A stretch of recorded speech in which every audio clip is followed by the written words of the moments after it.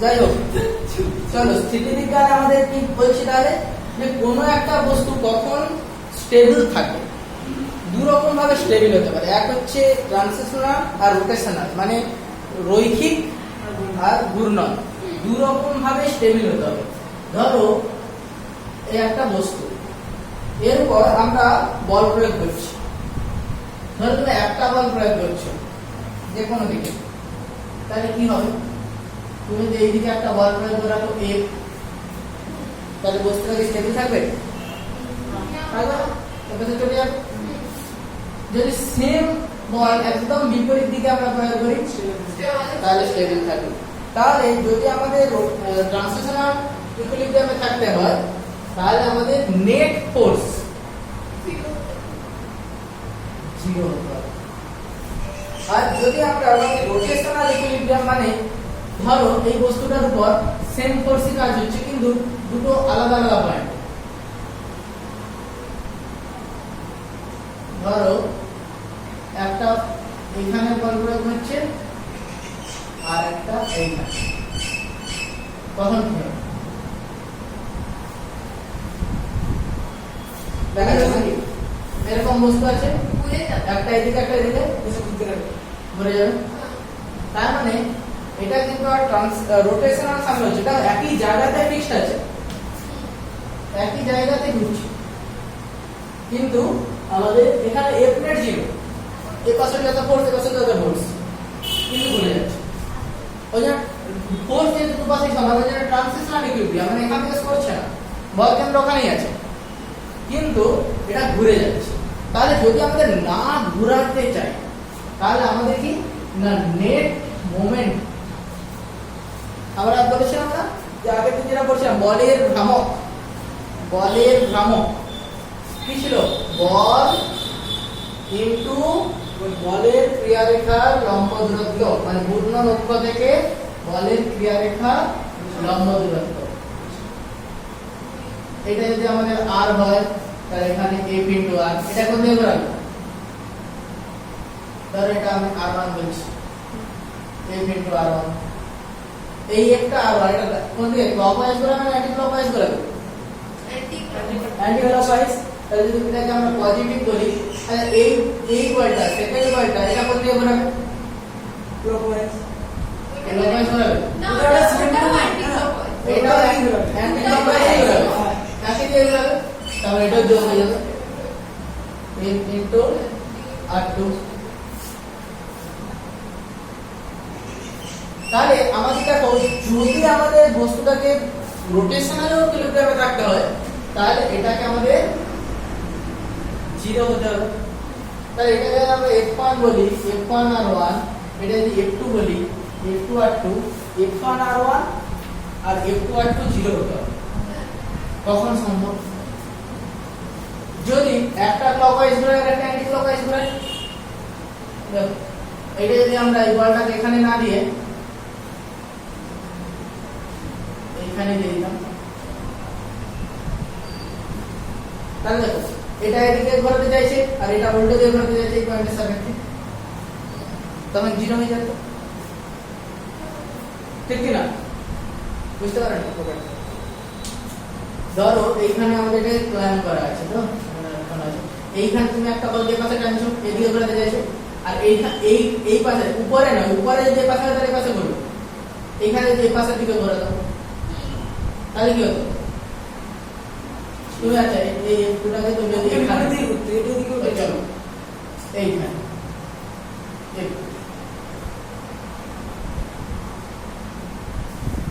এটা কোন দিকে ঘোরাবে? একটু কোন দিকে ঘোরাবে?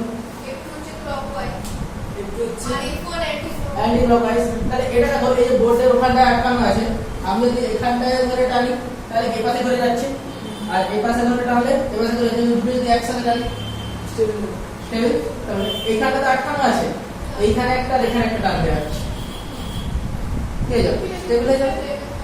তাহলে যখন এই পাশ থেকে ঘোরাচ্ছি তখন অ্যান্টি ক্লকওয়াইজ হচ্ছে, কিন্তু এই পাশ থেকে ঘোরালে এই পাশ থেকে ঘোরালে তখন f1 এরকম ঘোরাবে, এরকম ঘোরাবে, আর f2 এই পাশে ঘোরাবে না, তুমি এই পয়েন্টে এই পয়েন্টে f2 তো এই পাশে তুমি ভাবো এই পয়েন্টে কোনো একটা জিনিসকে আটকে রেখে তুমি যদি এইখানে কোনো একটা জিনিসকে টানো, ধরো এইখানটায় আটকে রেখে আমি এখানে টানো, তাহলে কি এটা এইরকম ঘুরবে? হ্যাঁ, দেখো এটা যদি এই পাশেটা আমাদের আটকানো আছে কোথায়? এইখানে, আর টানছি কোন দিকে? এটা এইখান থেকে ঠেলছি, কোন দিকে ঘুরবে?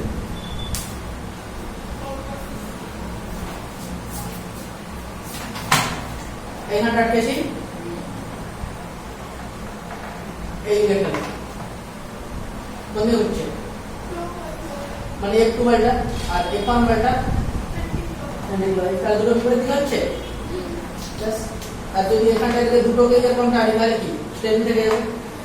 যদি F1 আর F1 টু সমান হয়, ক্লিয়ার তো? তার মানে আমাদের যদি রোটেশনাল ইকুইলিব্রিয়ামে থাকতে হয় নেট মোমেন্ট জিরো হতে হবে, মানে বলের ভ্রামক জিরো হতে হবে। বোঝা গেছে ব্যাপারটা? এবার আমাদের বলছে তিনটে বল প্রয়োগ করছো তুমি, তিনটে বলের সাহায্যে তুমি কোনো জিনিসকে ইকুইলিব্রিয়ামে রাখতে চাইছো। তিনটে বলের সাহায্যে যদি তুমি ইকুইলিব্রিয়ামে রাখতে চাও তাহলে কি করতে হবে? তুমি দুটো বল দিয়ে ইকুইলিব্রিয়ামে তো রাখতে পারো যদি দুটো সমান আর বিপরীত হয়।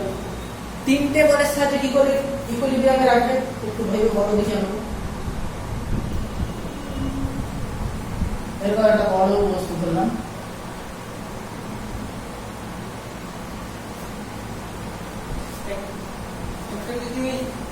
এখানটা ধরো একটা ক্ল্যাম্প করে রেখেছো, তিনটে বল প্রয়োগ করছো।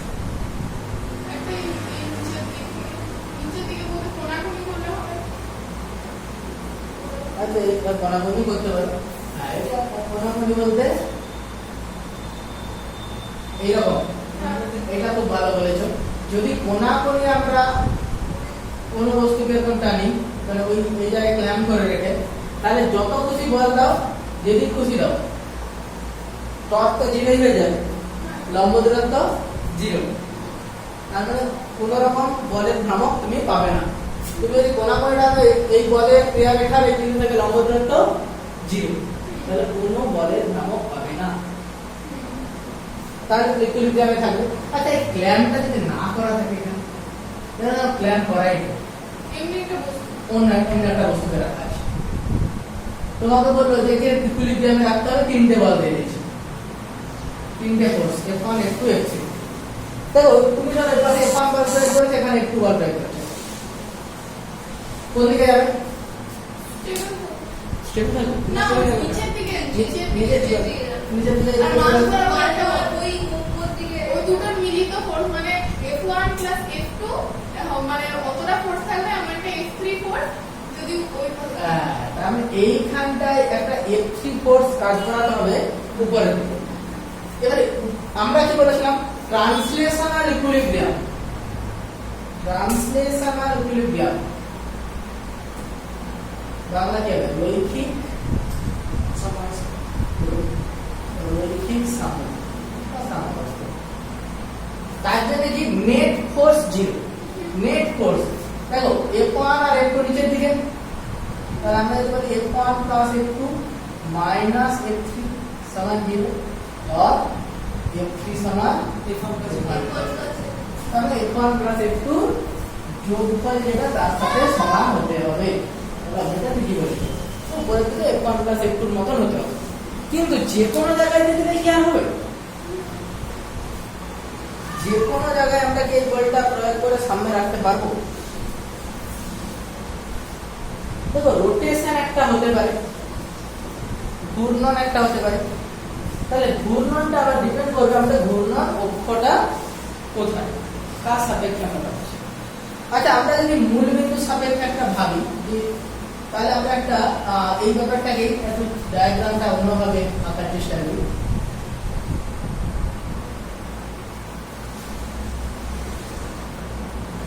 সাপোজ এইটা আমাদের মূল বিন্দু 0, ধরলাম x1 দূরত্বে তুমি F1 বল প্রয়োগ করছো, এটাই হচ্ছে আমাদের অ্যাক্সিস। এখানে F2 দূরত্বে আচ্ছা F2 x2 দূরত্ব, x2 দূরত্বে তুমি F2 বল প্রয়োগ করছো, তাহলে তুমি বলছো ইকুইলিব্রিয়ামে রাখতে গেলে F1 আর F2 সমান টর্ক দিতে হবে। তাহলে আমরা উপরের দিকে একটা বল প্রয়োগ করব, এটা কোথায় প্রয়োগ করব? ধরলাম x3 দূরত্বে F3 বল প্রয়োগ করতে হবে, তাহলে আমাদের এই x3 পজিশনটা কোথায় হবে? না এমন ভাবে হতে হবে যাতে f1 x1 plus f2 x2 সমান f3 x3 হয়। বোঝা গেল? এই ও বিন্দুর সাপেক্ষে f1 বলের ভ্রামক বল g দিচ্ছি, g f1 বল কোন দিকে ঘোরাবে, ক্লকওয়াইজ না অ্যান্টি ক্লকওয়াইজ? ক্লকওয়াইজ, ক্লকওয়াইজ ঘোরাবে। তাহলে আমরা এটাকে লিখতে পারি মাইনাস f1 x1। f2 বল কোন দিকে ঘোরাবে, ক্লকওয়াইজ, তাহলে এটা কি রকম লিখবো?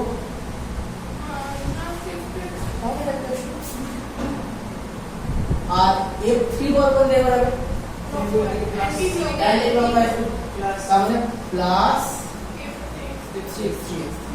আমাদের রোটেশনাল ইকুইলিব্রিয়ামে থাকতে গেলে এটা 0 হতে হবে। তার মানে x3 কোথায় বলটা প্রয়োগ করতে হবে?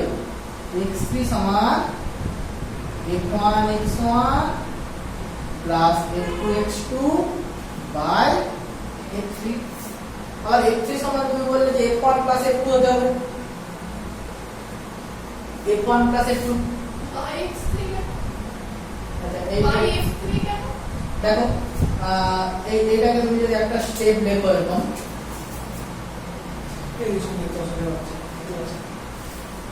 আমি স্টেপে লিখে দিচ্ছি। আরে এখানে মাঝে এটা পড়েছে দিকে ওই দিকে দেখা যায়, এটা যাচ্ছে না তো এখানে শোনো না দেখো স্টেপে লিখে দিচ্ছি রাতে না এখানে যাবে ওটা একটু পিছিয়ে বসবে আর এখানে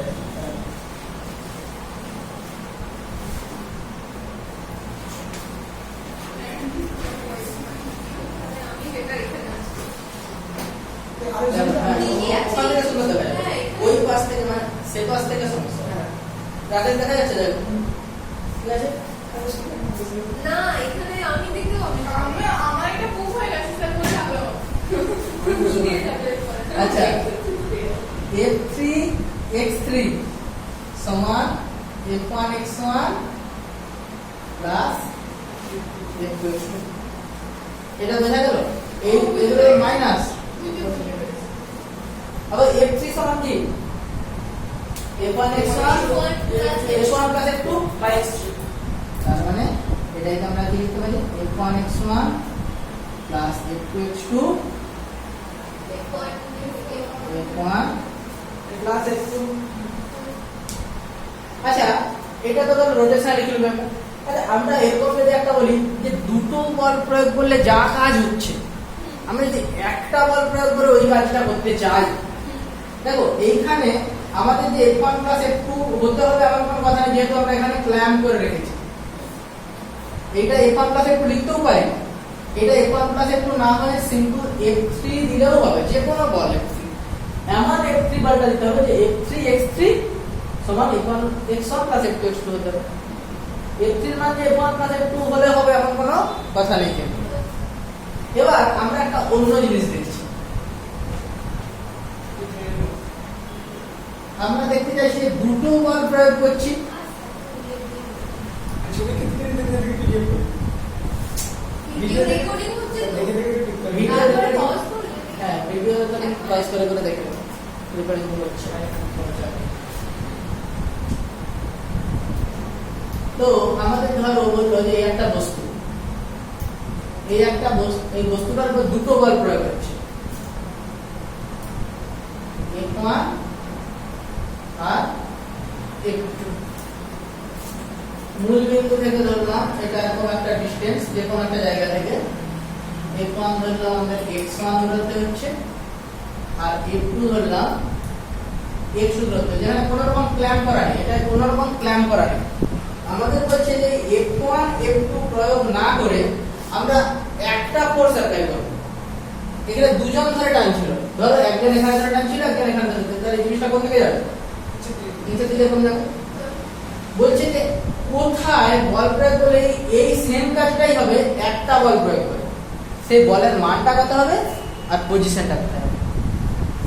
এই দুটো বলের মোট এই কাজটা দুটো বলের যে কাজ হচ্ছে সেম কাজ হবে। আর নিচের দিকেই না হ্যাঁ, নিচের দিকেই হবে, এরা যেরকম যাচ্ছে সেরকমই হবে। যেমন মিডল পয়েন্ট মিডিল পয়েন্টে যে হবে এমন কোনো কথা নেই, কারণ ধরো সাপোজ এ খুব হালকা টানছে,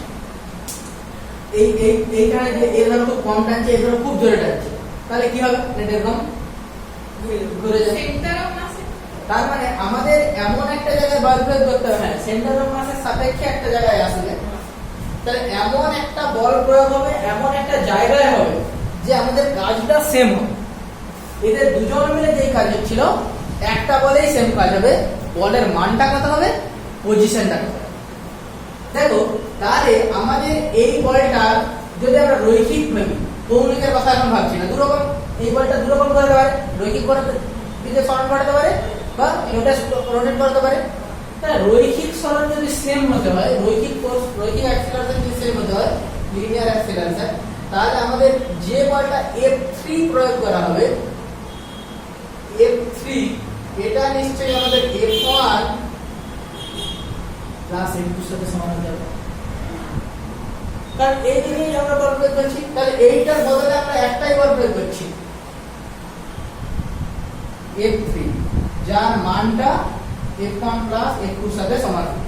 এবারে এই বলটাকে যে কোনো জায়গায় একটা F1 প্লাস F2 বল দিতে হবে, এখানে দিতে হবে, এখানে দিতে হবে, একটা পজিশন দিতে হবে।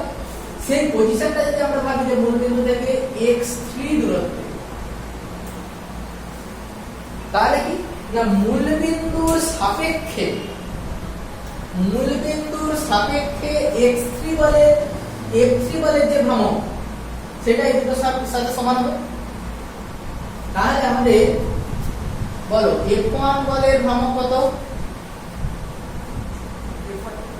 f1 বলের মূল বিন্দুর সাপেক্ষে ভ্রমণ f1 x1, f2 বলে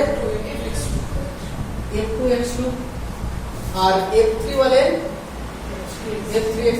আমাদের কি এই দুটো বল যা কাজ করছে f3 তাই করছে, তাহলে এই দুটো বলের ভ্রমণ f3 ভ্রমণের সাথে সমান হবে।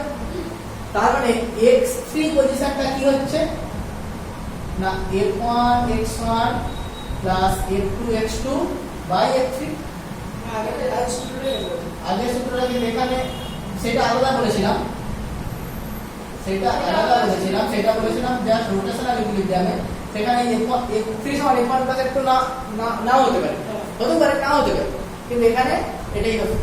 তাহলে এই রকম একটা পজিশনে x3 f1 x1 plus f2 x2 by f1 plus f2 f1 plus f2 এই রকম পরিমাণ একটা বল যদি আমরা দেই, তাহলে f1 f2 মিলে যা কাজ করছিল f3 ও তাই কাজ করবে। বোঝা যাচ্ছে? আচ্ছা এই বলটাকে যদি আমরা ঘুরিয়ে দিই, ধরো f2 এদিকে,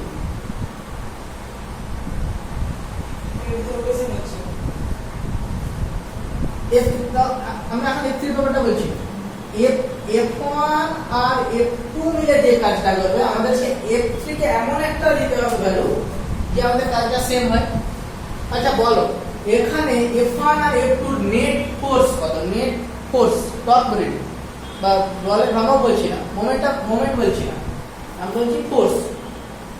f1 যদি পজিটিভ হয় f2 নেগেটিভ, আমরা নিচের দিকটাই পজিটিভ ধরেছি, যদি উপরের দিকটা পজিটিভ ধরি তাহলে f2 পজিটিভ।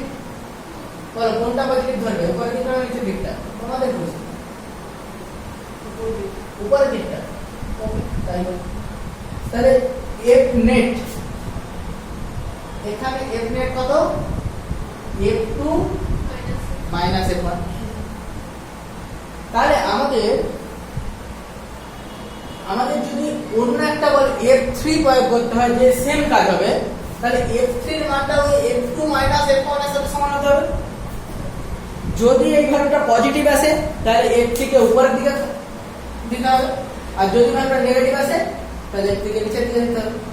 সাপোজ ধরলাম এটা 10 নিউটন, এটা 20 নিউটন, তাহলে F3 কত হবে? এটা 30 নিউটন। তাহলে F3 30 মাইনাস 10 মানে 20 নিউটন পজিটিভ। তাহলে এই রকম সময় আমাদের F3 কে কোন দিকে দিতে হবে? উপরের দিকে। আর যদি উল্টোটা হয়, এইটা যদি আমাদের 40 নিউটন হয় তখন F3 কত হয়ে যাবে? তখন F3 হয়ে যাবে -10, তাই তো? হ্যাঁ, তাহলে তখন আমাদের F3 তো উপরের দিকে দিলে হবে না, F3 যেটা সেটা নিচের দিকে। বোঝা গেল? তাহলে মানটা তো বোঝা গেল, তবে কোথায়? সেম ব্যাপার, এমন জায়গায় প্রয়োগ করতে হবে যাতে এই যে কোনো বিন্দুর সাপেক্ষে বলের ভ্রামকটা সমান হয়, মূল বিন্দুর সাপেক্ষে বলের ভ্রামক সমান হয়। তাহলে F1 x1, তাহলে F1 x1 পজিটিভ না নেগেটিভ? কোন দিকে ঘোরাবে? F1 x1 পাশে ক্লকওয়াইজ ঘোরাচ্ছে, F1 x1 ক্লকওয়াইজ ঘোরাচ্ছে তো নেগেটিভ ঘোরাবে। F2 x2 অ্যান্টি ক্লকওয়াইজ ঘোরাচ্ছে তো প্লাস F2 x2 সমান কি হবে? না, আমাদের এমন হতে হবে, F3 টা আমরা জানি না, F3 টা আমরা জানি না নিচের দিকে হবে না উপরের দিকে হবে। F3 একটা হবে, কোন দিকে হবে জানি না, আমরা ধরলাম এই পাশের দিকে পজিটিভ দিকে। তো এটা সমান কি হবে? F3। তাহলে পজিশনটা কোথায় হবে? F2 x2 minus F1 x1 divided by F3। F3 মানে F2 minus F1। এইরকম একটা পজিশনে আমাদের F3 বলটাকে দিতে হবে। বোঝা যাচ্ছে? তো এরকম যদি 1000টা ফোর্স থাকতো কোনো ব্যাপার ছিল না, যতগুলো ফোর্স থাকতো পরপর যোগ করে দেবে। ধরলাম এখানে আরেকটা বল প্রয়োগ হচ্ছে F4, F5, ধরলাম এই দুটোটা আমাদের x5, এটাকে F3 টাও আমরা প্রযুক্ত বলি বলে দিই। এখানে একটা তুমি বল প্রয়োগ করছো F3 উপরের দিকে, x3 দূরত্ব, এটা x4 দূরত্ব। তাহলে আমাদের যদি বলে যে নেট ফোর্স কত হবে, তাহলে নেট ফোর্স যেটা অ্যাপ্লাই করতে হবে, তাও পজিটিভ কোনটা কোনটা আছে? F3 F4 F2, নেগেটিভ কি আছে? F1 F5।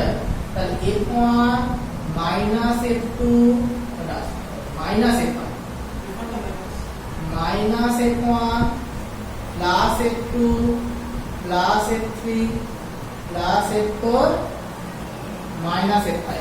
এই পরিমাণ বল প্রযুক্ত করতে হবে। কোথায় করতে হবে?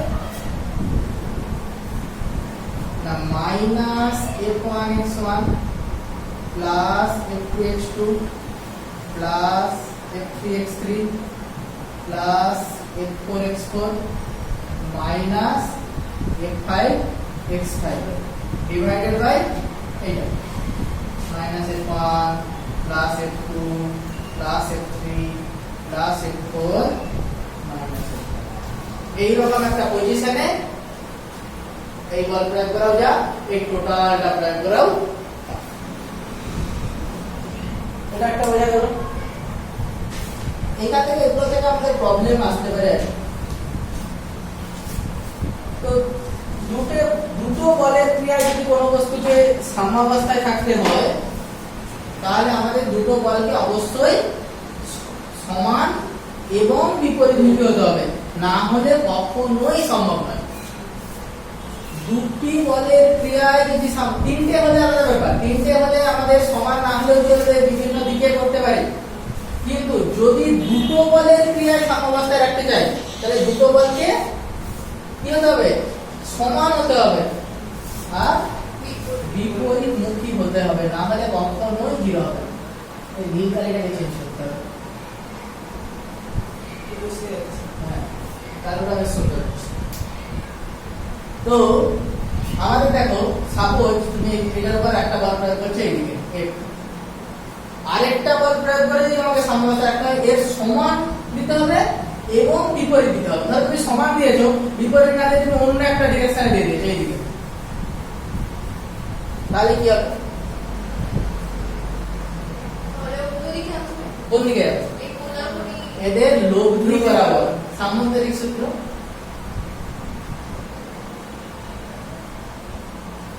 এই দিক বরাবর বস্তুটা চলে যাবে। তাহলে কখনোই জিরো হওয়া সম্ভব নয়। দুটো বলের ক্রিয়ায় যদি জিরো হতে হয় তাহলে অবশ্যই সমান আর বিপরীত হতে হবে। তাহলে এখানে কন্ডিশন কি না F1 সমান মাইনাস F2, এটাই হচ্ছে ইকুইলিব্রিয়াম কন্ডিশন। আর যদি তিনটে বলের ক্রিয়া হয় নেট ফোর্স জিরো, কি করে সম্ভব? যদি তিনটে বলকে ত্রিভুজের ক্রমানুসারে ক্রিয়া তিনটে বাহু দিয়ে প্রকাশ করা যায়, এই এই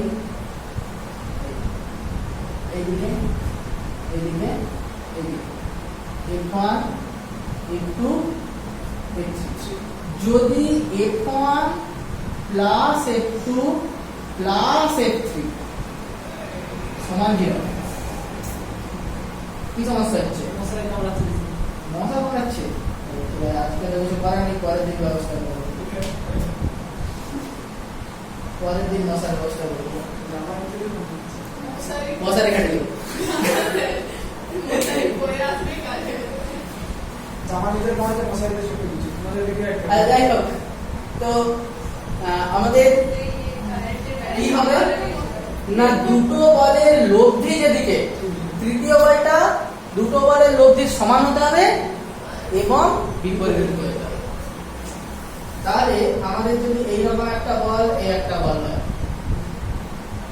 এটা ধরলাম F1, এটা ধরলাম F2, তৃতীয় বলটা কোন দিকে হবে কেউ বলতে পারবে? ওই তো এটা একটা কর্ণ টানলে যেটা বিপরীত দিকে হবে সেই দিকে, তাহলে মানে এই পাশে এদিকে? হ্যাঁ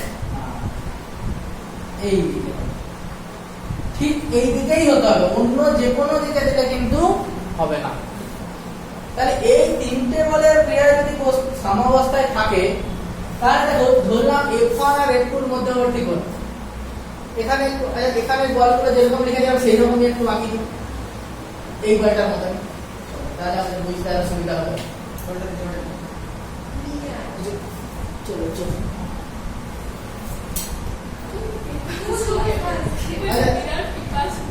F1 কোন দিকে? এইদিকে।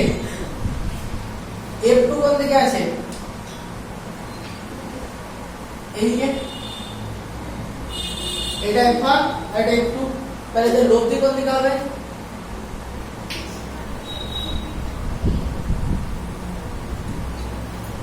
এইদিকে লব্ধি হবে, তার মানে তৃতীয় বলটাকে আমাদের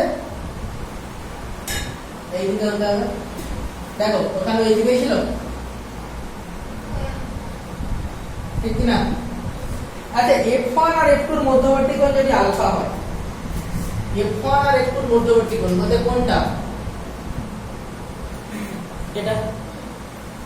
F2 আর F3 এর মধ্যবর্তী কোণ কোনটা? এইটা নিচে দিই আর F3 আর F1 গামা বলে, তার মানে এই অ্যাঙ্গেলটা আমাদের আলফা, F2 F3 বিটা ছিল না, এটা বিটা আর এটা গামা।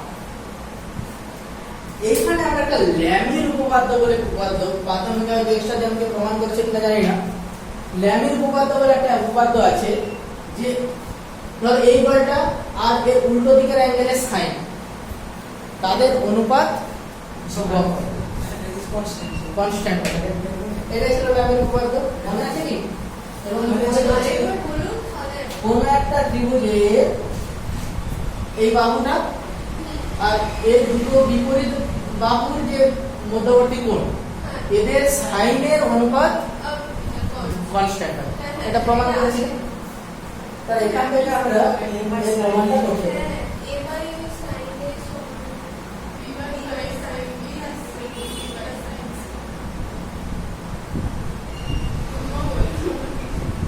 ঠিকই বলেছি সাইন রাকেশ আমাকে আমি কিছু আমি জানি না। আমি কি জানি আমি কিছু বলি না।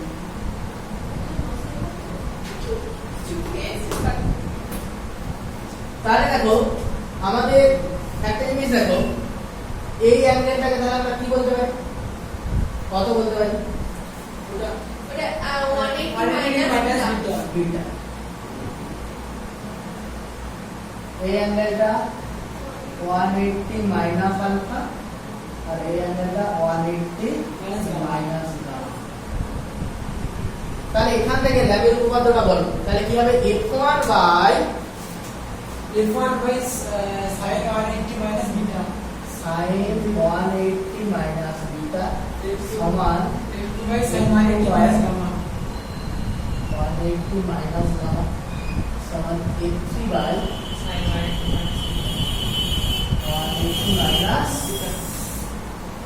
এইটা হবে কি উল্টা হবে। বিপরীত কোণগুলো হয় F1 এর সাথে বিটা, f2 এর সাথে গামা, আচ্ছা আচ্ছা, f3 এর সাথে আলফা। ঠিকই আছে, কি আছে তো? একদম ঠিক আছে।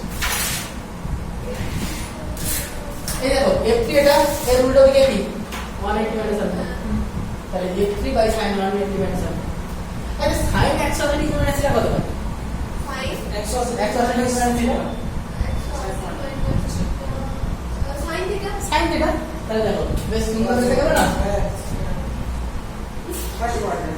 f1 বাই sin বা second quadrant, 180 minus second quadrant, আচ্ছা ঠিকই তো আছে সেকেন্ড কোয়াড্রেন্ট নয় 180 মাইনাস এই কোয়াড্রেন্টটা, সেকেন্ড কোয়াড্রেন্টে অল sin tan cos, ওটা sin plus তাহলে sin plus sin 180 degree minus theta sin হয়ে যাবে।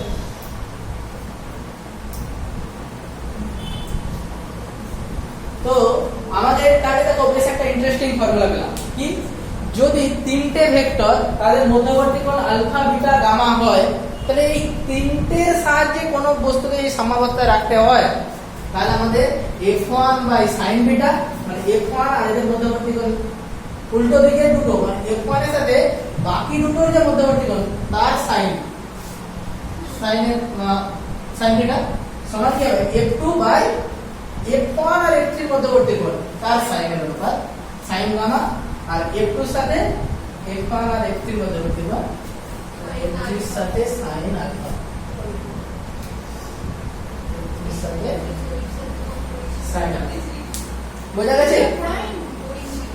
এটা এটা ভেক্টর এটা ভেক্টরও আছে না ভেক্টরও আছে, বলো কোন জায়গাটা ওই আছে এই যে ওইখানে ল্যামের উপপাদ্য এইগুলো ভেক্টরে তুমি করো। কেউ কেউ কোনো কোনো স্যার ভেক্টরে পড়ান, কেউ পরে পড়ান, ওটা পড়ান। যাই হোক ছাড়ো।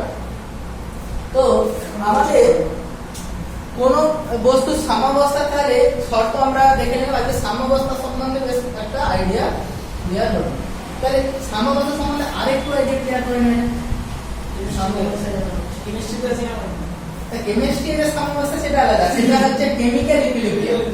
আমরা এখানে ফিজিক্যাল ইকুইলিব্রিয়াম বলছি বস্তুর রোটেশনাল আর ট্রান্সলেশনাল ইকুইলিব্রিয়াম। কেমিক্যাল ইকুইলিব্রিয়াম আলাদা জিনিস। কেমিক্যাল ইকুইলিব্রিয়াম পড়া হয়ে গেছে? না মানে হয়ে গেছে একদিনও হয়ে যাবে কোন স্যার এটা পরে গেল তাহলে ভাব কেমিক্যাল ইকুইলিব্রিয়াম আমরা বুঝতেও পারিনি কি ভ্যালু হয়নি পারবে, কোনো অসুবিধা নেই। অনেক দূরে আছে ধরো আমাদের এই একটা বস্তু, এর উপর তুমি চারটা বল প্রয়োগ করছো। এদিকে একটা F1, এদিকে একটা F2, এদিকে একটা F3, এদিকে একটা F4। যদি F1 সমান F2 আর F3 সমান F4 হয়, তাহলে বস্তুটা সাম্যাবস্থায় থাকবে? থাকবে, কারণ এ ক্যালকুলেট করলে এ ক্যালকুলেট করলে ট্রান্সলেশনাল সাম্যাবস্থায় থাকে। হ্যাঁ আর যদি F3 বেশি হয় মানে F3 F4 টা না এটা সমান দিচ্ছে ঠিক বিপরীত দিকে, ঠিক বিপরীত দিকে আছে না?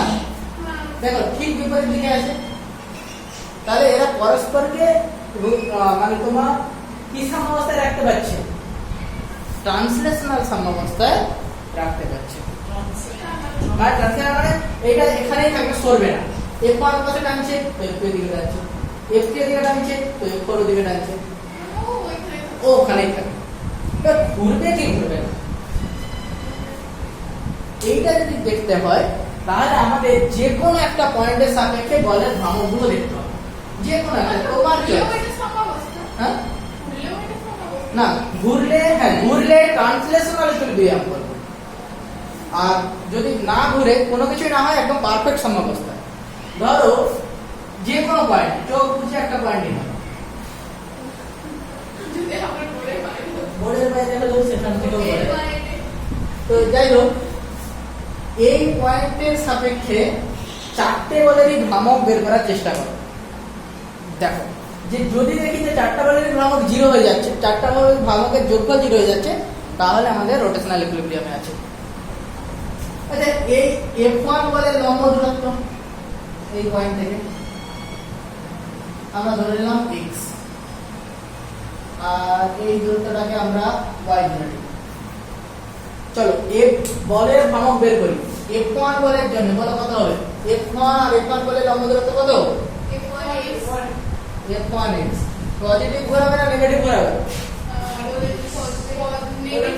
ক্লকওয়াইজ না, এইখানে ধরো তুমি পিন করে রেখে যদি ওই বলটা অ্যাপ্লাই করো কিরকম ঘোরাবে? অ্যান্টি ক্লক প্লাস clockwise হলো প্লাস, যেটা বুঝতে ধরতে পারো তবে নরমাল কনভেনশন আমরা অ্যান্টি ক্লককে পজিটিভ করি, উপর দিকে যাচ্ছে এরকম। আচ্ছা F3 কিরকম ঘোরাবে? ক্লকওয়াইজ, তাহলে মাইনাস।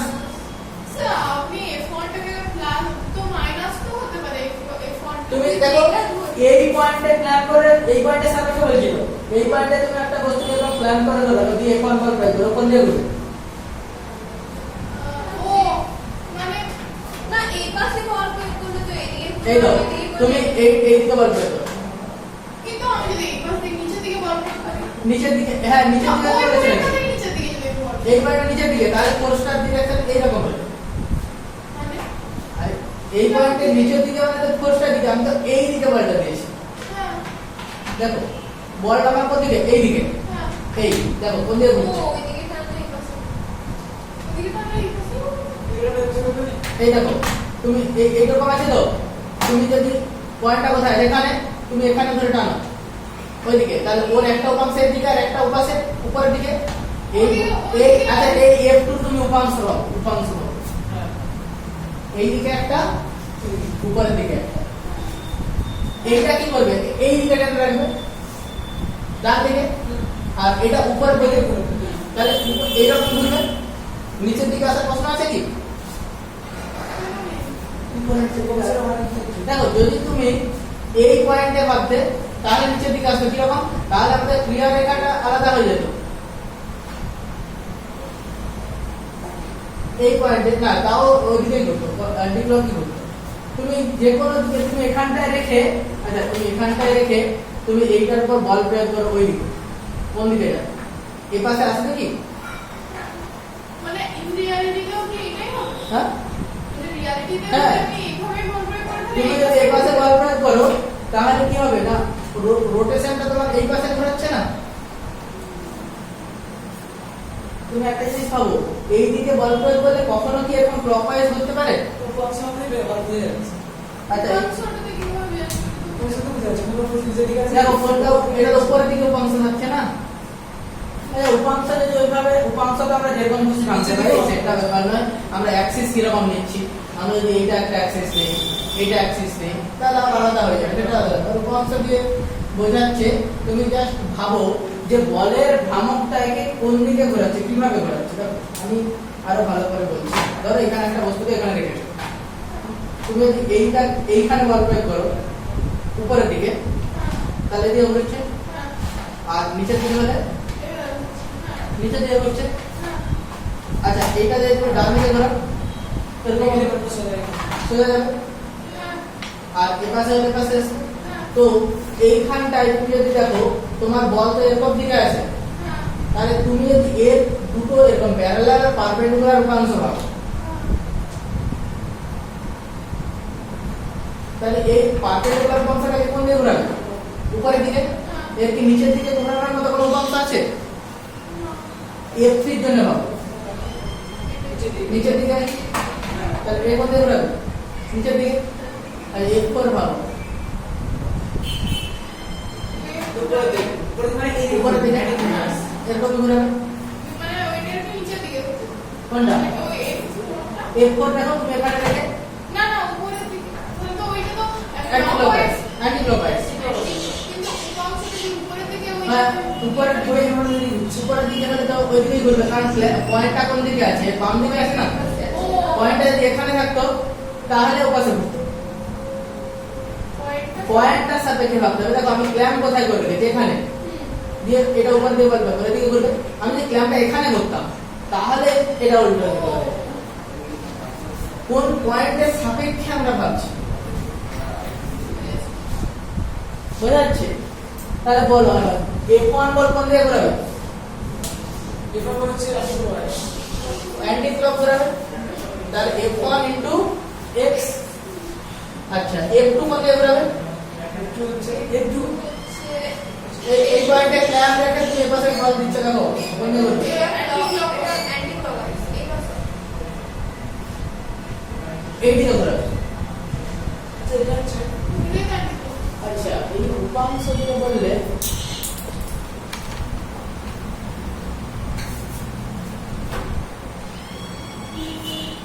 এইটা তুমি যদি এ পাশে বল প্রয়োগ করো এটা কোন দিকে ঘোরাবে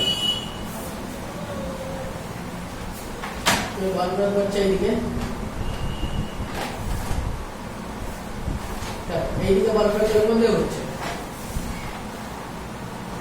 ক্লকওয়াইজ ক্লকওয়াইজ এই পার্টে ক্ল্যাম্প করে রেখে তুমি এইদিকে বল প্রয়োগ করছো ক্লকওয়াইজ করেছে আর এই পয়েন্টে এটা অ্যান্টি ক্লকওয়াইজ করেছে এই F3 কোন দিকে ঘোরাবে ক্লকওয়াইজ আর F4 অ্যান্টি ক্লকওয়াইজ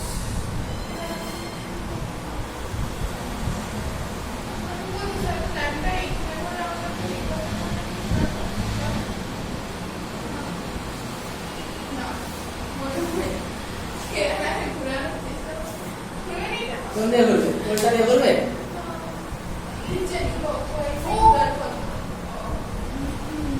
দেখো F2 কোন দিকে ঘোরাবে আমি এখানে ছবিতে দেখাচ্ছি তোমরা একটু ফিগার আউট করার চেষ্টা করো এটা এদিকে ঘোরাবে আর এটা এদিকে ঘোরাবে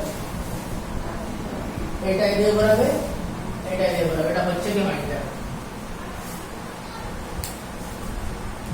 ওই পয়েন্টে ক্ল্যাম্প করে ধরে রাখে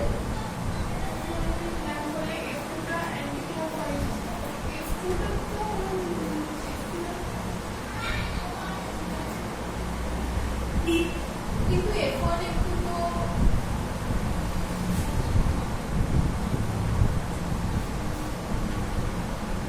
বিপরীত হওয়ার কথা হ্যাঁ, তাহলে F1 একটু বিপরীত না হলে স্যার ওটা স্টেবল কি করে হবে বিপরীত ঘুরেছে বিপরীত তো হচ্ছে ওটা দিকে হচ্ছে এটা দিকে হচ্ছে কোনটা কোন এটা দিকে হচ্ছে এটা দিকে হচ্ছে একটা অ্যান্টি ক্লকওয়াইজ একটা ক্লকওয়াইজ ও হ্যাঁ তো এটা দিয়ে ঘোরাচ্ছে এটা দিয়ে ঘোরাচ্ছে এই পয়েন্টের সাপেক্ষে আচ্ছা এটা বড় বস্তু বলে তোমাদের সমস্যা হচ্ছে বিপরীত হচ্ছে না আমরা এই পয়েন্টে পাবো হাফ এবার তুমি এটাকে পাশে টানো এটা বুঝতে আরো সুবিধা হবে কোন দিকে ঘোরাচ্ছে এটা হচ্ছে অ্যান্টি ক্লকওয়াইজ ক্লকওয়াইজ এটা ক্লকওয়াইজ ও না এটা ক্লকওয়াইজ F1 কোন দিকে ঘোরাচ্ছে সরি আমি অ্যান্টি ক্লকওয়াইজ হ্যাঁ আচ্ছা এইটা পাবো F4 কোন দিকে ঘোরাচ্ছে তো anti clockwise anti clockwise F3 কোন দিকে ঘোরাচ্ছে ক্লকওয়াইজ এবার বোঝা যাচ্ছে ওটা বড় বস্তুর জন্য ঝামেলা হয়ে যাচ্ছিল বুঝতে আচ্ছা এই পয়েন্ট যে অন্য একটা পয়েন্ট এবার বুঝেছি দেখো আচ্ছা ঠিক আছে এই পয়েন্টের সাপেক্ষে আমরা বলি F3 কোন দিকে ঘোরাবে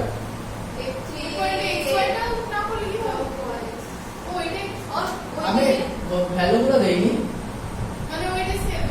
এইটা বলো F3 এইদিকে আর F4 উল্টো দিকে আর তুমি যদি এরকম রাখো F2 কোন দিকে এদিকে আর F1 ওইদিকে তাহলে এই ঠিক উল্টো দিকে ঘোরাচ্ছে চলো আমরা আবার পুরো ব্যাপারটা আঁকি অনেক এখানে জটিল হয়ে গেছে সেখানে যে সমান বিপরীত দিতে হচ্ছে সবগুলোই সমান কিন্তু ভ্যালুটা সমান হচ্ছে কিনা আমাদের বিপরীত হচ্ছে সব সবগুলো বিপরীত আলাদা হচ্ছে। সরকার মেনে তাহলে সামনে অবস্থায় থাকবে বলে এই থাকবে কি আছে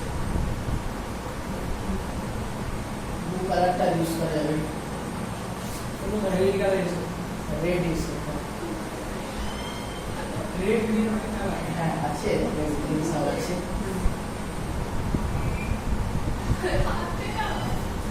ব্ল্যাকটা খুব সুন্দর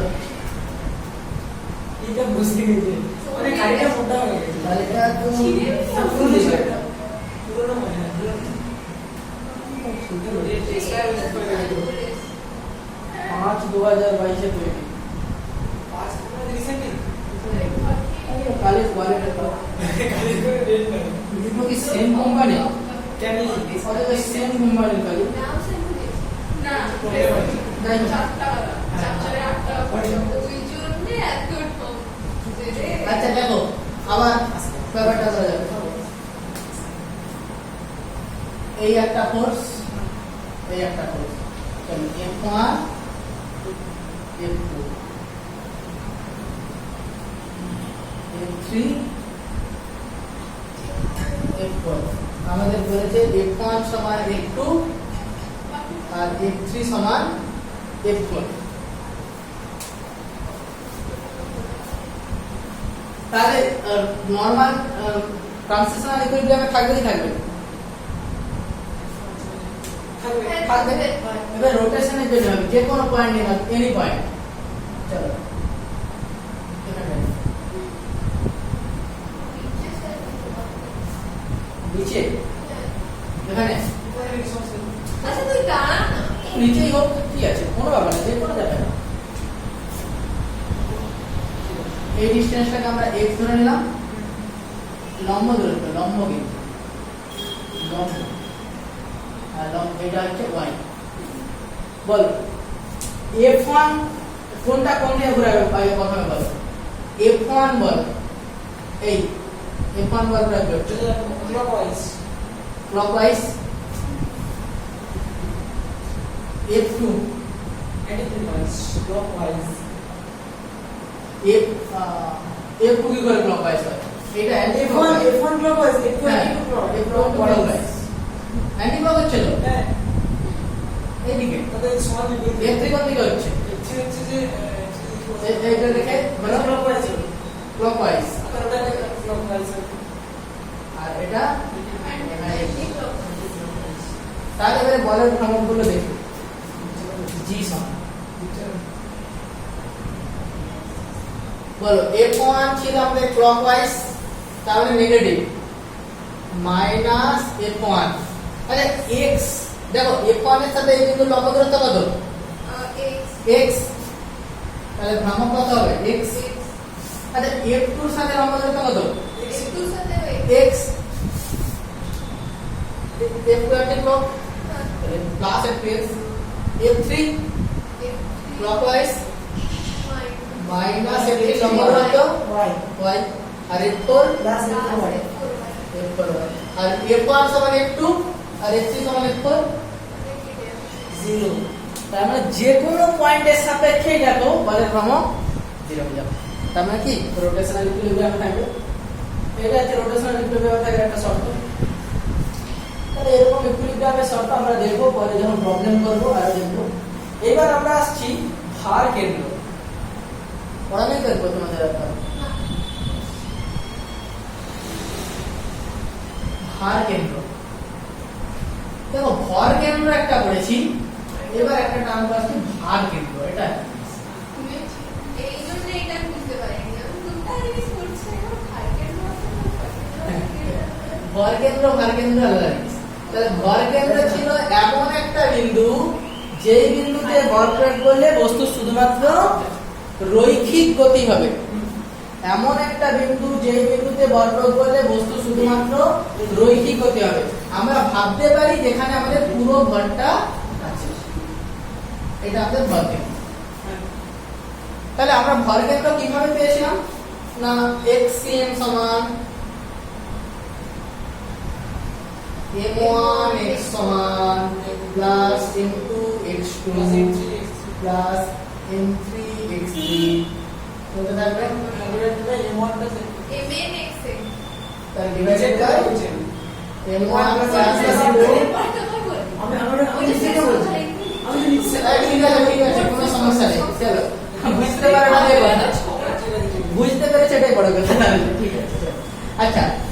ওয়াই সেম জেড সেম পারবে। আচ্ছা ভার কেন্দ্র যদি হয় শুধু কি আমাদের ওখানে ভর নিয়ে বলছিলাম, এখানে ভর নিয়ে নয় ভার নিয়ে। ভর আর ভারের মধ্যে কি ব্যাপার? ভর হচ্ছে ওটা হচ্ছে না বলছি ভর হচ্ছে ওই যে অভিকর্ষজ বলটা নিয়ে হয়, আর ভারটা হচ্ছে শুধু ওর যে উল্টোটা বললে। ওটা বলে ওজনটা হচ্ছে ওজন মানে তো ভার। হ্যাঁ, ওজন ভার হচ্ছে মানে তোমাকে দ্বিতীয় অভিকর্ষতার কথা বলতেই টানছে, সেটার পরিমাণটাকে হচ্ছে ওজন, আর ভর হচ্ছে ওজন মানে যে ওজন ভাগেটা হচ্ছে ভাগ। ভর হচ্ছে কোন বস্তুর ভেতর কতটা জড় পদার্থ আছে, ওই বস্তু জড় পদার্থের পরিমাণ। তারপরে তুমি যদি অভিকর্ষ ত্বরণ না থাকে তবুও বস্তুর পদার্থ থাকবে, অভিকর্ষ ত্বরণ বেশি হোক কম হোক পদার্থ তাই থাকবে, ফলে সব জায়গায় ভর সমান। কিন্তু ওজন বিভিন্ন জায়গায় বিভিন্ন হয়ে যাবে। তুমি এখানে একরকম ওজন পাবে, দার্জিলিং একরকম পাবে, পৃথিবীর কেন্দ্রে একরকম পাবে, অবাধে পতনশীল বস্তু একরকম পাবে, চাঁদে একরকম পাবে, কারণ সব জায়গায় জি এর ভ্যালু আলাদা হয়ে যাচ্ছে। তাহলে ভার যেখানে বলছি সেখানে ভরের সাথে জি গুণ আছে, অভিকর্ষ ত্বরণ গুণ আছে। এখানে যদি আমি এটা ওজন করে যাব, সেটা আমার উপরে গিয়ে আলাদা হয়ে যাবে। হ্যাঁ হ্যাঁ, তুমি যদি এখানে কোনো বস্তুকে ওজন করে যাও, দু রকম যন্ত্রকে আমরা ওজন করে থাকি। সাধারণত ওজন করে কোনো সমস্যা নেই, তুমি এই যন্ত্রের সাহায্যে পৃথিবী এখানে মেদিনীপুরে মাপো আর দার্জিলিং এ মাপো একই পাঠ পাবে। কারণ এইখানে যখন কোনো একটা বস্তুকে রাখছো কি হয় না, আমরা কি করি ব্যালেন্স করি, তাই তো? যেই পাশে ঢুকে যাচ্ছে তার উল্টো দিকে আমাদের বেশি দিতে হয়। মানে এইটার ভর আর ওইটার ভর। তাহলে অ্যাকচুয়ালি কি হয় না, এই পয়েন্টের সাপেক্ষে রোটেশনাল ইকুইলিব্রিয়ামে আমরা আনতে চাই। রোটেশনাল ইকুইলিব্রিয়াম মানে কি, এই পাশের দিকে বলের ভ্রামক আর এই পাশের দিকে বলের ভ্রামক সেম হবে। দেখো এটা বেশ একটা ইন্টারেস্টিং জিনিস। ধরো এই পাশের দূরত্ব, আমাদের দাঁড়িপাল্লার দুপাশের দূরত্ব সেম হয়, তাহলে এই পাশের দিকে ধরলাম আমাদের m ভরের বস্তু আছে আর এই পাশে আমাদের m2 ভরের বস্তু আছে, তাহলে এই পাশে বলের ভ্রামক কত? যদি m1x, এই পাশে m2x। আচ্ছা এখানে যদি আমরা y বলি, তাহলে আমাদের এটা রোটেশনাল ইকুইলিব্রিয়ামে কখন থাকবে? যখন m1x সমান m1y। এবার যদি x সমান 1y হয়,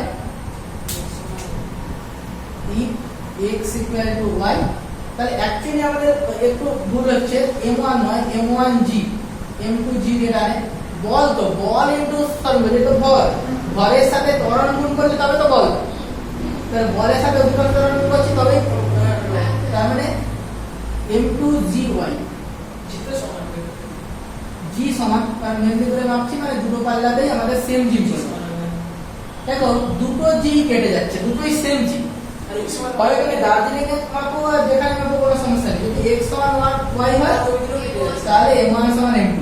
দেখো এখানে বেশ একটা ইন্টারেস্টিং জিনিস দেখবে, ধরো কিছু কিছু অসাধু ব্যবসায়ী যারা বলতে পারো, তারা কি করে না দাঁড়িপাল্লাটা দুদিকে একটা সমান রাখে না, একটু সামান্য আলাদা করে।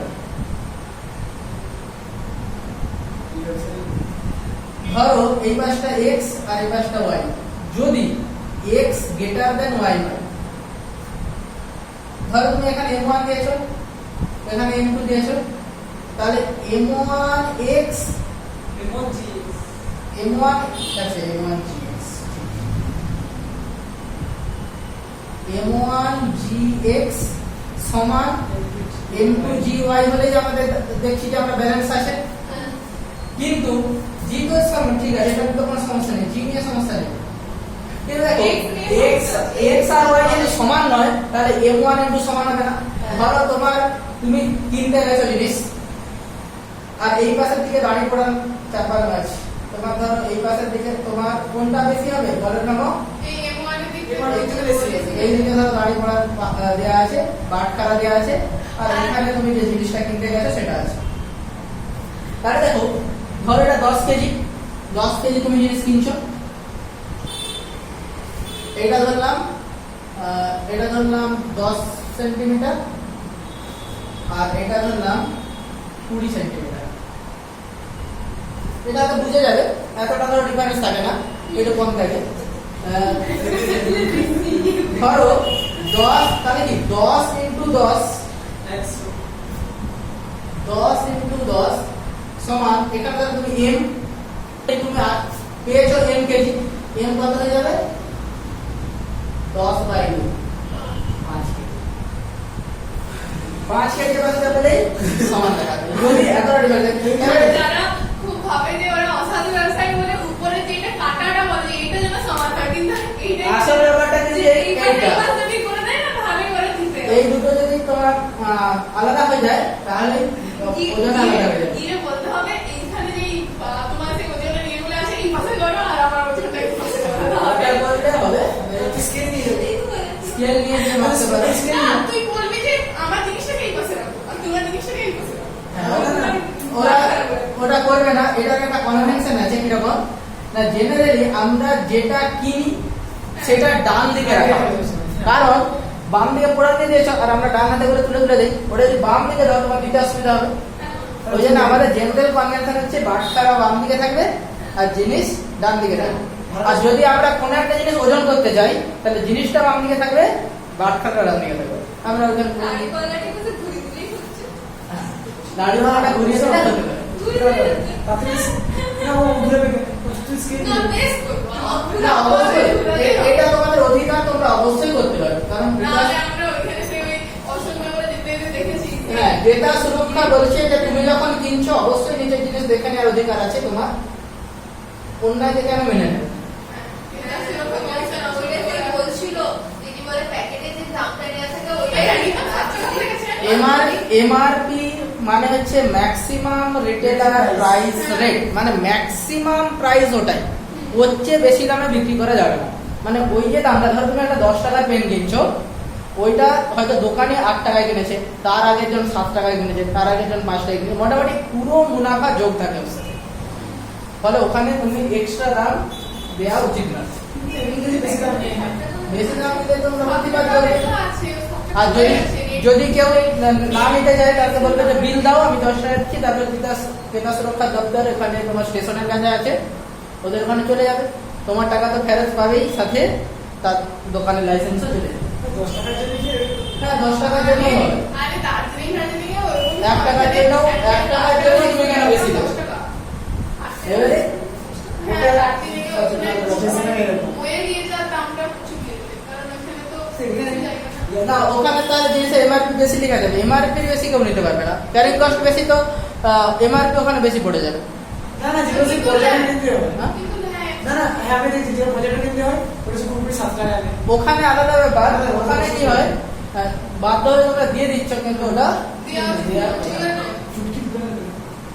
যাই হোক চলো তাহলে আমরা যেটা বলছিলাম ভার কেন্দ্র তাহলে ভর কেন্দ্রে কি ছিল পুরো ভরটা নিয়ে ব্যাপার ভার কেন্দ্রে ওজন যেটা তাহলে দার্জিলিং এ যে জিটা সমান হয়ে যায় জি আলাদা হয়ে যাচ্ছে তাহলে কোনো যদি স্প্রিং তুলা যন্ত্রের সাহায্যে তুমি মাপো স্প্রিং তুলা কি দেখায়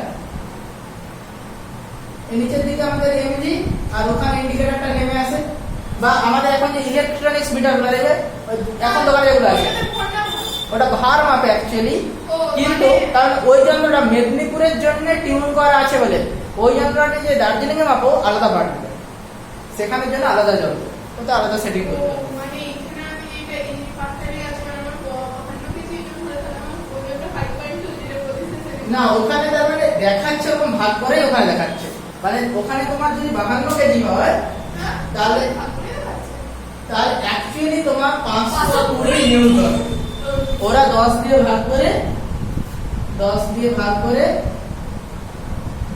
বলছে 52 কেজি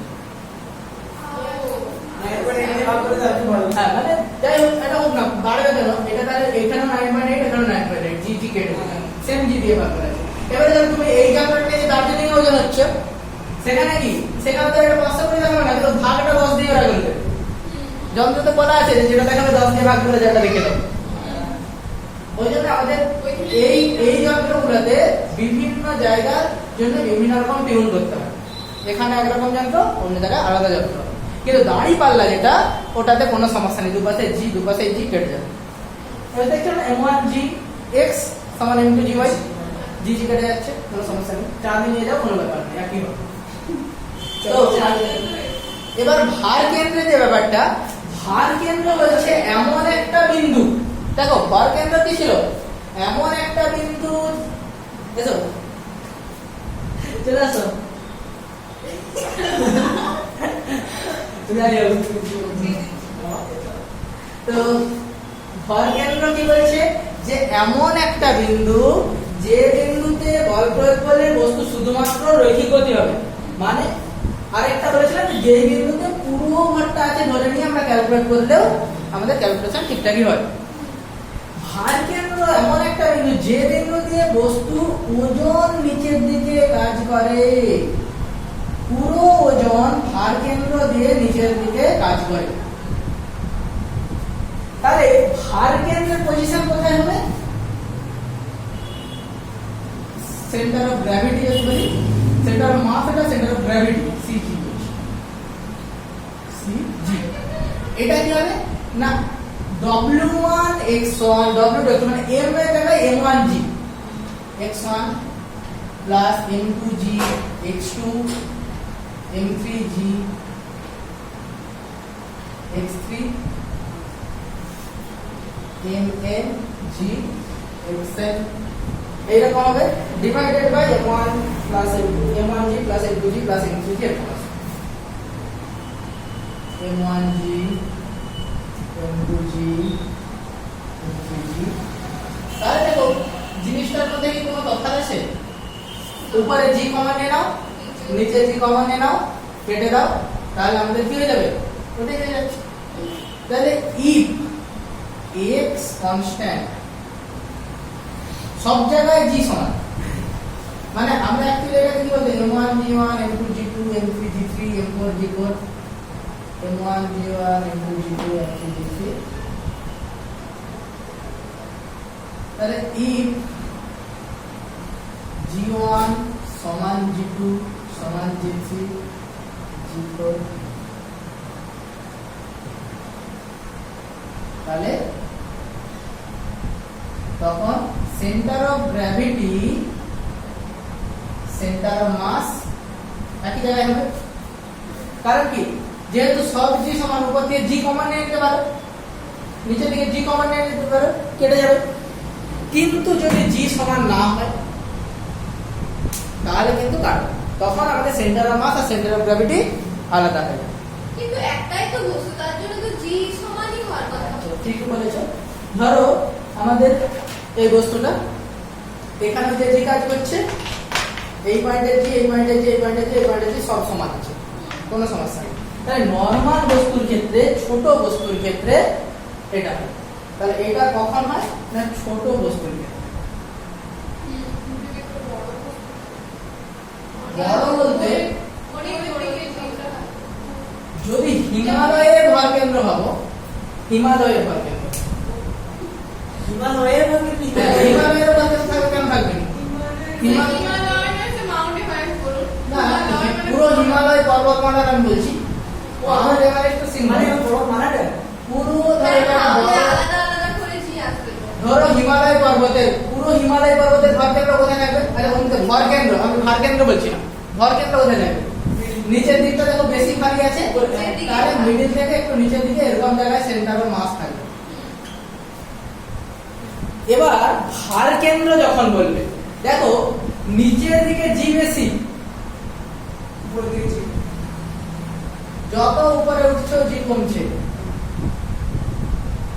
তাহলে দেখো যখন তুমি m1 x1 g1 m2 x2 g3 m3 x3 g3 এরকম করছো, তাহলে কি ভার কেন্দ্র উপরের দিকে কমে যাচ্ছে, ভ্যালুগুলো নিচের দিকে বেশি বেড়ে যাচ্ছে। তার মানে এটা actually centre of gravity centre of মাসেরও নিচে এসে যাবে। বোঝা যাচ্ছে ব্যাপারটা? সেন্টার অফ মাসের নিচে আসবে কেন? কারণ দেখো নিচের দিকে জি বেশি, হ্যাঁ, যেদিকে বেশি আসে সেদিকে এসে যায়। উপর দিয়ে জি কম, তাহলে সেন্টার অফ গ্র্যাভিটি আরেকটু নিচে এসে যাবে। কিন্তু নরমাল বস্তুর ক্ষেত্রে আমাদের সবাই জি সব জায়গায় সমান, এই পেনটা প্রত্যেকটা বিন্দুর জি সমান, তাহলে centre of mass centre of gravity একই জায়গায়। কিন্তু এইখানে centre of mass centre of gravity আলাদা হয়ে যাবে। বোঝা যাচ্ছে? বলছে ভার কেন্দ্র তুমি এইভাবে এখানে আছে, এটাকে তুমি এরকম ঘুরিয়ে দাও, এরকম ঘুরিয়ে দাও, ভার কেন্দ্র একই থাকে, এই সেন্টার অফ মাস নিচের দিকেই কাজ করে। সব জায়গায় সেন্টার অফ গ্র্যাভিটি নাও থাকে। ধরো এমন একটা জায়গায় পৌঁছে গেছো তুমি যেখানে জি নেই, জি এর মধ্যে সে তো মহাকাশ। জি জি ইকুয়াল টু জি, মহাশূন্যে চলে গেছো, কৃত্রিম উপগ্রহে চলে গেছো, অবাধে পতনশীল বস্তুর উপর থাকছো, বা পৃথিবীর কেন্দ্রে পৌঁছে গেছো। এইসব জায়গাগুলোতে জি জিরো। কোথায় কোথায় বললাম? মহাশূন্যে, যেখানে কোথাও কিছু নেই। অবাধে পতনশীল বস্তুর উপরে তুমি যদি নিউটনের গতিসূত্র আমরা দেখছি, একটা লিফটের যখন তার ছিঁড়ে যায়, একটা ধরো লিফট নিচের দিকে পড়েছে কেউ, তার যে এন কত মনে হয়, তার উপর লম্ব প্রতিক্রিয়া অ্যাকচুয়ালি মানে তুমি জি ড্যাশ সমান কি বলো, জি মাইনাস এ, নিচের দিকে নামলে জি মাইনাস এ, নিচের দিকে ত্বরণ সহ নামলে, উপরের দিকে ত্বরণ সহ উঠলে জি প্লাস এ। ধরো কেউ অবাধে পড়েছে মানে এ ইকুয়াল টু জি, তাহলে জি ড্যাশ সমান জি মাইনাস জি। অবাধে পড়লে a equal to g কেন?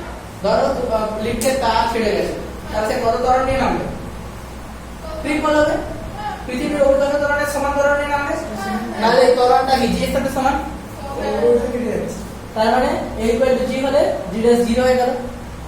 তাহলে কেউ ধরো ওই লিফটে বসে আছে, যে লিফটটা অবাধে পড়ছে মানে তার ছিঁড়ে গেছে, অবাধে পতনশীল বস্তুর উপর যে আছে তার নিজেকে কি ভার শূন্য মনে হবে, কারণ জি জিরো, তার ভর থাকবে কিন্তু ভার জিরো, মানে তার ভর কেন্দ্র থাকবে, ভার কেন্দ্র থাকবে না। উপরে দিয়ে উঠে যাবে। না, সেটা তো সে আলাদা ব্যাপার ছিল। কখন উপরে উঠতে, যদি a গ্রেটার দেন জি হতো তাহলে জি ড্যাশ নেগেটিভ হয়ে যেত, তখন থাকতো উপরের দিকে, সেটা আলাদা ব্যাপার।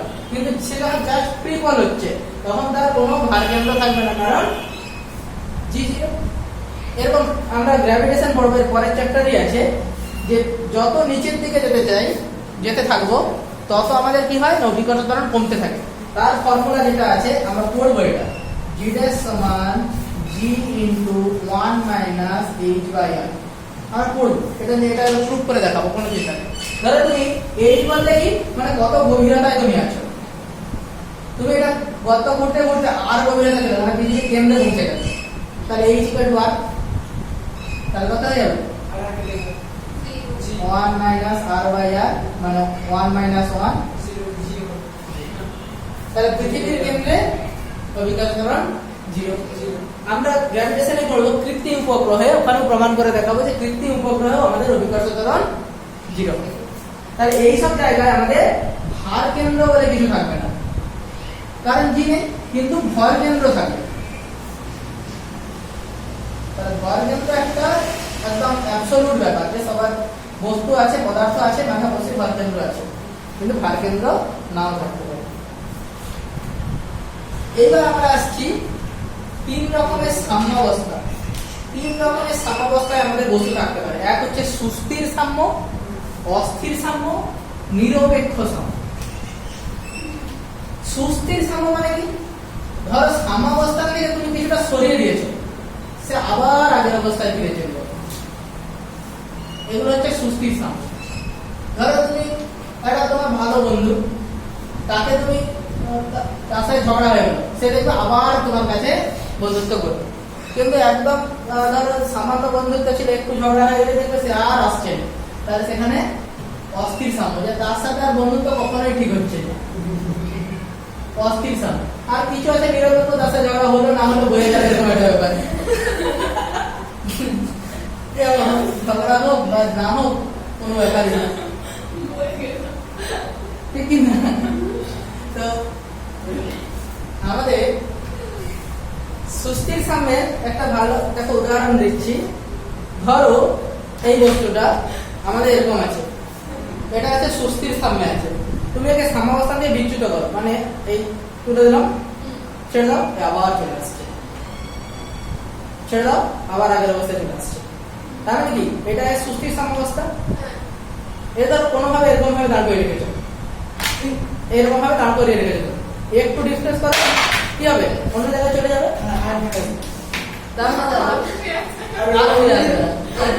ধরো এটা এখন আমাদের অস্থির সামনে আছে, তুমি সাম্যাবস্থান থেকে একটু বিচ্যুত করে দাও, অন্য জায়গায় গিয়ে চলে গেল, আর কি আগের অবস্থায় নিজে নিজে উঠে আসছে না? অস্থির সাম্য। এই সুস্থির সাম্য, একটু ছেড়ে দাও এখানে, তাহলে অন্য একটা সাম্যাবস্থায় এসে হাজির হয়ে গেল। তাহলে যদি কেউ অস্থির সাম্যে থাকে তাহলে তাকে সাম্যাবস্থা দিয়ে বিচ্যুত করলে সে অন্য একটা সাম্যাবস্থায় গিয়ে বসে যাবে, এটা তার সাম্যাবস্থা, এটা হচ্ছে সুস্থির সাম্য। দেখো এখান থেকে টুলটা ছেড়ে দাও, আবার আগের অবস্থায় ফিরে যাচ্ছে। তাহলে এইটা সুস্থির সাম্য আর এটা অস্থির সাম্য। আর এটা ধরো এরকম আছে, তুমি ধরো এই পাশে একটু গড়িয়েছো, যেরকম আছে সেরকমই রেখো, আগেও যাচ্ছে না অন্য জায়গায় যাচ্ছে না। এখানে দেখো কি হচ্ছে, অন্য একটা জায়গায় চলে যাচ্ছে, আর এখানে আগের অবস্থায় ফিরে আসছে। আর তুমি যদি একটা বলকে গড়াও বা কিছু এটাকে গড়াও, দেখো যেখানে গড়িয়ে রাখবে সেখানে থেকে যাচ্ছে, আগের অবস্থায় ফিরে আসছে না, অন্য জায়গায়ও যাচ্ছে না। তাহলে এটা হচ্ছে নিরপেক্ষ সাম্য। তাহলে তিন রকম দেখলাম।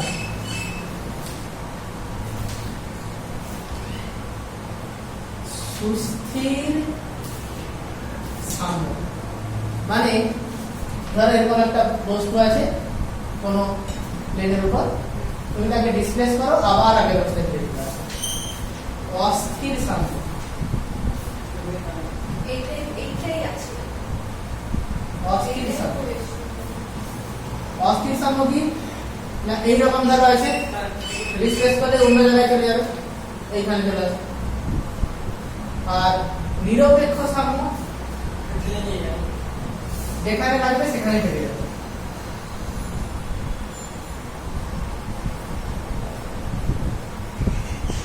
ধরো এটা বল, যেখানে রাখবে সেখানেই থেকে যাবে।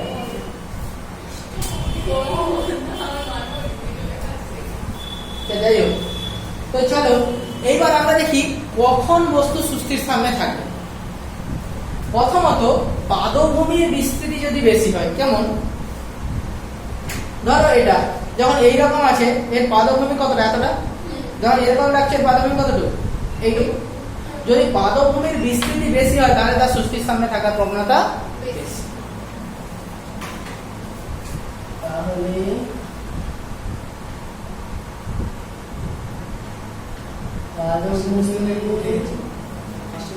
বিস্তৃতি ওটা তো আবার চলে আসে। বেশি তাহলে সুস্থির সামনে থাকলে চলে আসে। সুস্থির সামনে। আচ্ছা, ওইটা এসে তারপর কিছুক্ষণ যদি পরে হয় সেটা তো নিচেই চলে আসে। কি বলতে যাচ্ছে ওটা বলো, সমস্যা না, ওই ছবিটাতে উপরে একটু play- আচ্ছা ছবিটা উপরে, আরে এরকমই আছে, একে তুমি ধরো ডিসপ্লেস করেছো, এরকম জায়গায় নিয়েছো, তাহলে সেই তো আবার চলে আসবে। এই কি হবে, এইদিকে চলে আসবে। কিন্তু তুমি ধরো এটাকে এরকম ডিসপ্লেস করে দিয়েছো, এ আর ও পাশে যাবে না, ও চলে আসবে। আর এটাকে ধরো তুমি ডিসপ্লেস করে এখানে রেখেছো, এখানেই থেকে যাবে। বোঝা গেছে? পাদভূমির বিস্তৃতি বেশি হলে সুস্থির সামনে থাকবে। ওই জন্য দেখবে সবচেয়ে বড় কথা, যখনই দেখবে ভর কেন্দ্রগামী উলম্ব রেখা, মানে ভার কেন্দ্রগামী উলম্ব রেখা বলতে পারো, ভার কেন্দ্রগামী উলম্ব রেখা যদি পাদভূমির মধ্য দিয়ে যায় তাহলে সুস্থির সামনে। কিরকম ব্যাপারটা, ধরো এর ওজন কোন দিকে কাজ হচ্ছে, নিচের দিকে। তুমি ধরো সামান্য ডিসপ্লেস করেছো, সামান্য,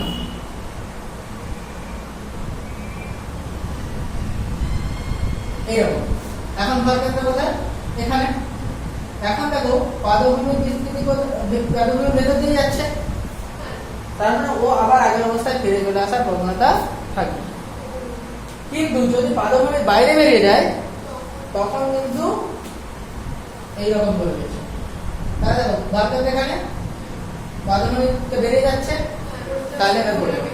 ওই জন্য দেখবে একটু ডিসপ্লেস করো, ধর এটা একটু ডিসপ্লেস করেছো, ছেড়ে দাও, আবার আগের অবস্থায় চলে যাবে।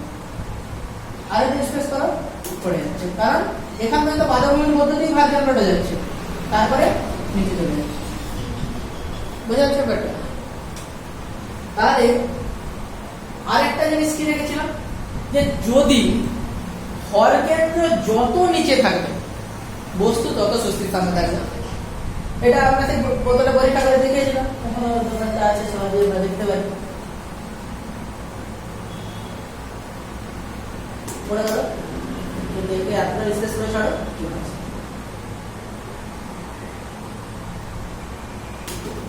আরো রিসার্চ করে চলে আসছে। তাহলে আমাদের ভর কেন্দ্র যত নিচে থাকে তত সুস্থির সামনে থাকে। কেন হয় এটা? দেখো ভর কেন্দ্র নিচে থাকলে আমাদের ভর কেন্দ্রগামী উলম্ব রেখা পাদভূমির মধ্য দিয়ে যাওয়ার প্রবণতা বাড়ে কিরকম ভাবে দেখো পায়ে কিছু বেঁধে রাখি তো বেঁধে রাখি। পায়ে কিছু বেঁধে রাখি। হ্যাঁ পায়ে বেঁধে রাখতে উল্টাবে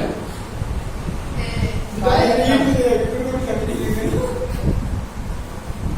কিন্তু নিচে আটকালে তো হবে না। পায়ে একটা নিচের দিকে রাখছে। নিচে আটকালেও হবে। এই পাশে আটকাতে হবে না।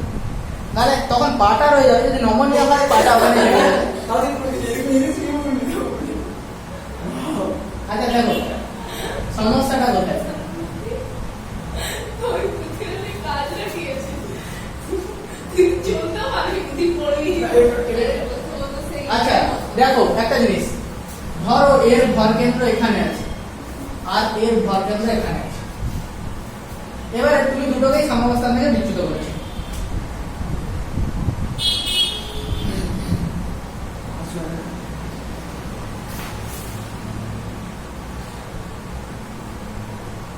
দেখো এর এটা কোথায় চলে এসেছে এখানে আর এই পাটা কোথায় এসেছে এখানে পারমিট ভেতর দিয়ে যাচ্ছে আর এখানে পেরিয়ে যাচ্ছে ওই জন্য এখানে পড়ে যায় আর এখানে পড়ছে ওই জন্য দেখবে গরুর যখন বাচ্চা হয় প্রথম দিনেই হাঁটতে পেরে যায় ছুটতে পেরে যায় তাই তো বাছুর গাছ একদম যাবে যে সেই দিনেই ছুটে কিন্তু মানুষের বাচ্চার হাঁটতে কতদিন লাগে 2 বছর লেগে যায় প্রায় মাথাটা ভাইতে দিবে।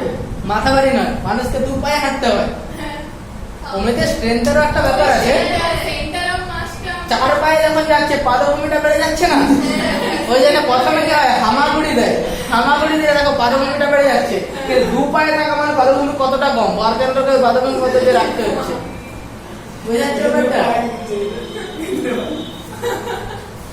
ওই জন্য বারবার দাঁড়ালে সামনের দিকে পড়ে যাবে এরকম পায়ে গেছি। তো পেছন দিকে উল্টে যাবে। এর ব্যালেন্সটা কোথায়? তো পেছন দিকে কখন যদি পেছন দিকে হেলে যায় তাহলে কি পাদভূমির বাইরে চলে যাবে ওখানে চলে যাচ্ছে কিছু করার নেই তো আর আমাদের কি আমরা দেখবে ধীরে ধীরে আমরা একটা প্র্যাকটিস করে নেই যে উঠলে আমরা সোজাই থাকবো পিছন দিকে হেলবো না যাই হোক এর সাথে সাথে আমাদের স্থিতিবিজ্ঞান শেষ হয়ে গেল বলো স্থিতিবিজ্ঞানে কারো কোনো সমস্যা আছে কিনা অমৃতা বলো স্থিতিবিজ্ঞানে কারো সমস্যা আছে কিনা কোনো সমস্যা নেই না এবার আমি পড়ে আসি এই জায়গাটা তারপরে মানে পুরোটা মানে এই অংশটা তারপরে আমি ইয়ে করব। এই রাকেশ খাতা দিয়েছি দেখেন স্থিতি সম্পদ, স্থিতি শক্তি। এটা আচ্ছা ওই যেটা সেই বেগটা পরিবর্তন ওটাতে তো একটু কিছু লিখতে হবে তারপরে। কি দেখবে খাতা দেখেছো আমাদের আমি জিরো ইংলিশই পাই। জিরো পেয়েছো তাহলে ভুলে গেছো না ভুল নয় তোমার তো করে দিয়েছি সবই ঠিক আছে কিন্তু আমার মধ্যে লেখা হয়নি যে হয়তো যে এই ক্ষেত্রে বেগ আর বিনিময় করছি আমার বাড়াবি হ্যাঁ বেগের বিনিময় করছি যাই হোক ওই যে ওই সেকেন্ডে